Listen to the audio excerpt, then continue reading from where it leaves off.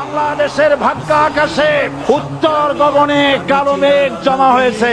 লাখো কর্মীর উপস্থিতিতে সুশৃঙ্খলভাবে শেষ হয় বাংলাদেশ জামায়াতে ইসলামী কর্মী সম্মেলন।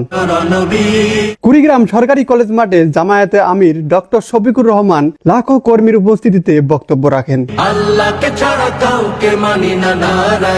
তিনি জানান ২৬ লক্ষ কোটি টাকা পাচার করে তারপর দেশ ছাড়েন শেখ হাসিনা।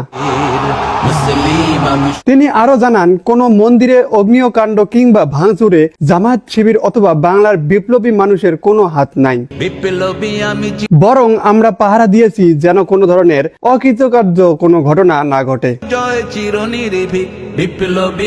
তিনি কর্মীদের উদ্দেশ্যে আরো জানান, এমন কোনো কাজে লিপ্ত হওয়া যাবে না যাতে আমাদের জাতীয় ঐক্যের কোনো ধরনের বিলম্ব ঘটে। বিড়ালের মতো ৫০০ বছর বেঁচে থাকার কোনো লাভ নাই, সিংহের মতো ১ ঘন্টা বাঁচতে চাই।